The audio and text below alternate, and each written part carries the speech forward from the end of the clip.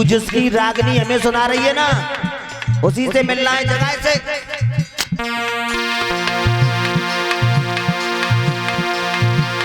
हम ही जो छोटे बालक दुष्टों का गर्व गिराएंगे, यदि बंसी बंसी वाले और बंसी यही बजाएंगे।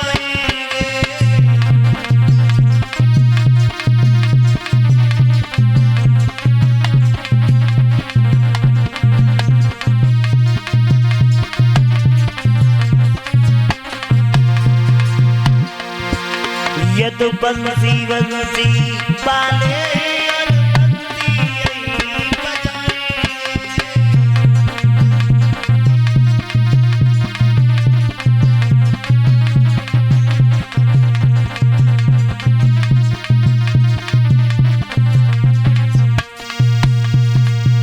नागिनी, तू जिसकी रागनी हमें सुना रही है ना, जगा अपने पति को, जगा।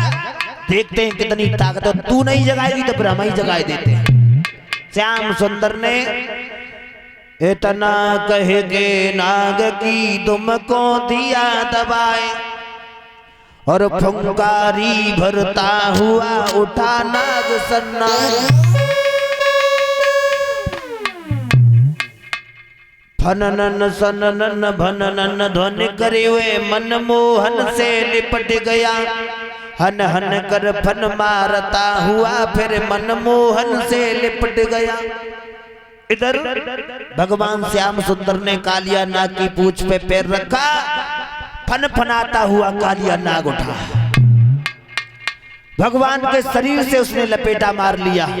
इधर भगवान ने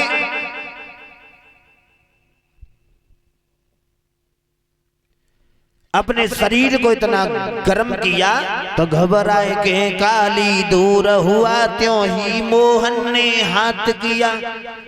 झटके से नथनी पिचका दी, फिर काले नाग को नाथ लिया।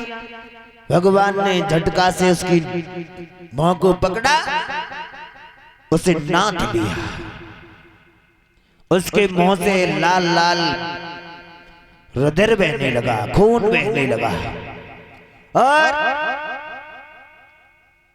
दोनों जो नागनियां थीं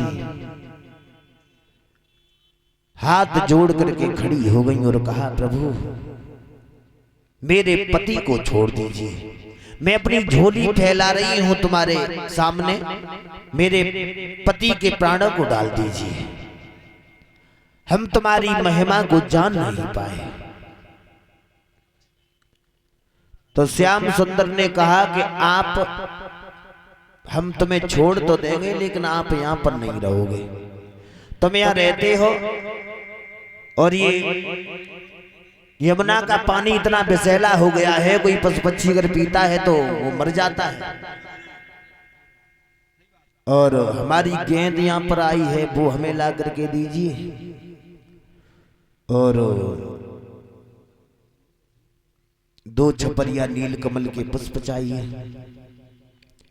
और लेकिन आप यहां नहीं रहोगे, रमणक द्वीप पर चले जाओ। बोले वहां हमें गरुड़ रहने नहीं देते। बोले तुम्हारे फन पर हमारे पग चिन्ह बन चुके हैं, वो तुम पर हमला नहीं करेंगे। ये कालिया नाग कालीदेह में क्यों रहता था? कश्यप ऋषि की पत्नी थी दिति, अदिति, कद्रू और वनिता। दिति से दैत्य हुए, अदिति से देवता हुए, कद्रू से कालिया नाग हुआ, और दिति, अदिति, कद्रू, वनिता, वनिता से गरुड़ हुए। तो एक दिन ऐसा हुआ, जो कालिया नाग की जो मां थी और गरुड़ की मां, तो गरुड़ की जो मां थी वो दासी बन करके रहती थी। गरुड़ों ने पूछा, मां तुम्हारा बराबर का हक है और तुम दासी बन करके रहती हो और ये सब रानी बन करके, इसका कारण क्या है? तो गरुड़ की मां ने बताया कि लाला इन नागों की वजह से, इन नागों की वजह से हमें दासी बन करके रहना पड़ता है। एक बार ऐसा हुआ कि दोनों में बहस हो गई। कहा कि सूर्यदेव के घोड़ा श्वेत होते हैं और गरुड़ की मां ने कहा कि नहीं, कालिया नाग की मां ने कहा कि काले होते। तो दोनों में शर्त लग गई। कहा कि अगर घोड़ा काले हुए तो तुम्हें दासी बन करके रहना पड़ेगा।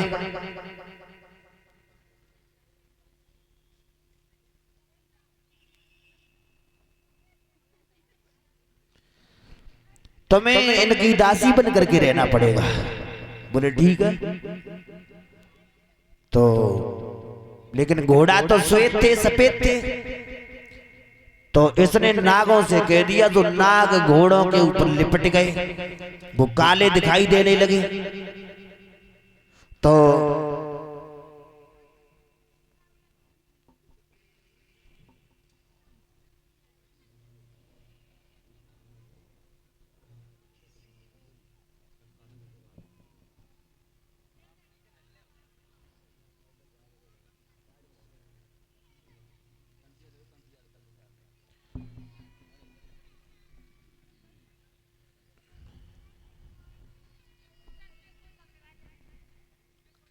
घोड़ों से जाकर के नाग लिपट गए, तो घोड़ा काले दिखाई देने लगे। तो गरुड़ की मां को कालिया नाग की मां की दासी बनकर के रहने लगी वो। जब ये वजह बताई तो गरुड़ कहने लगे, आज से हम किसी नाग को छोड़ेंगे ही नहीं। ये नागों के पीछे पड़ गए। बाद में फिर ये पंचायत हुई कि तुम इस तरीका से तो नागों को सबको मार दोगे। कहा कि अमावस्या वाले दिन एक नाग तुम्हारे पास में जाया करेगा, अपनी इच्छा से उसका भोजन कर लेना। तो सब नाग जाते थे, लेकिन ये कालिया नाग चुपके से काली देह में रहने लगा। यहां पर गरुड़ आते नहीं थे। यहां पर गरुड़ क्यों नहीं आते थे? यहां एक बार 100 वर्ष तपस्या कर रहे थे, तो गरुड़ों ने मछली को पकड़ा और वहीं खाने लगे। तो उन्होंने श्राप दे दिया कि हम यहाँ भजन कर रहे हैं और तुम यहाँ मांस मदरा खा रहे हो, अगर अब की बार तुम यहाँ आए तो जल करके भस्म हो जाओगे।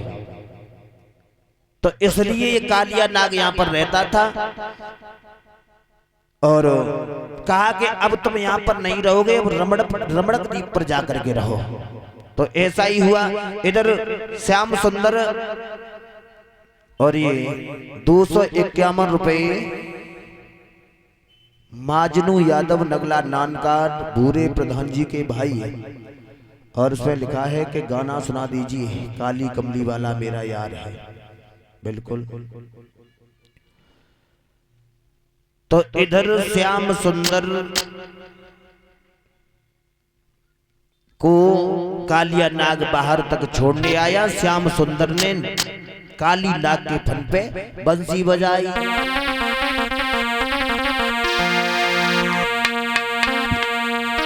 अरे फन पे नाचे कन्हैया, वही तो बंसी को बजैया रे, वही तो मुरली को बजैया रे।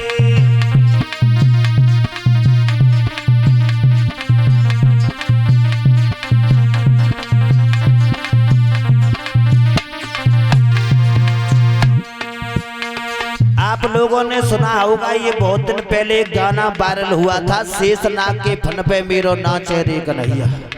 कितने लोगों ने सुना? जरा हाथ तो ढाइयो। हाँ, शेषनाग के फन पे मेरो नाचे रे कन्हैया। देखो, लिखने वाले लिख देते हैं, गाने वाले गा देते हैं और सुनने वाले सुन लेते हैं। लेकिन शेष कौन है?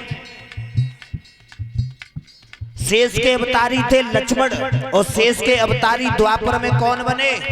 बलराम जी।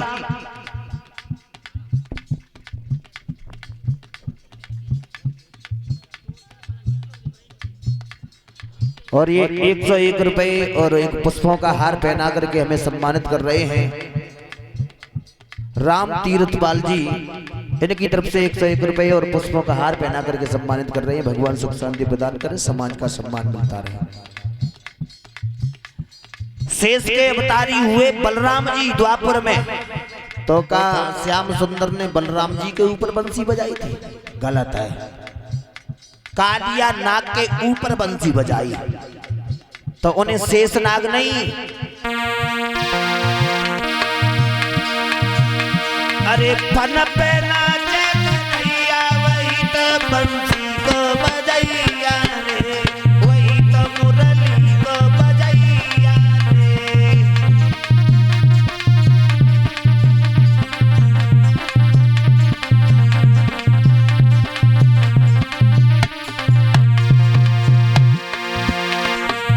हाथ में बंसी लई श्याम ने,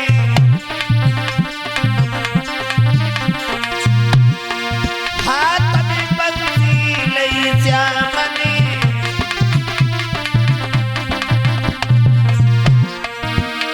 अब नाचे ताता थैया वही तो बंसी को बजैया रे, वही तो मुरली को बजैया रे।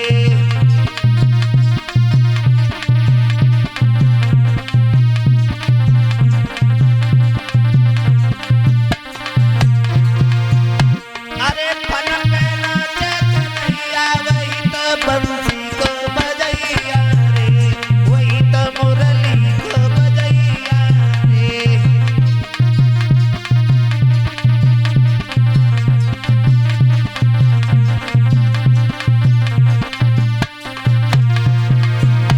अरे नाचे ताता थैया वही तो बंसी को बजैया रे, वही तो मुरली को बजैया रे।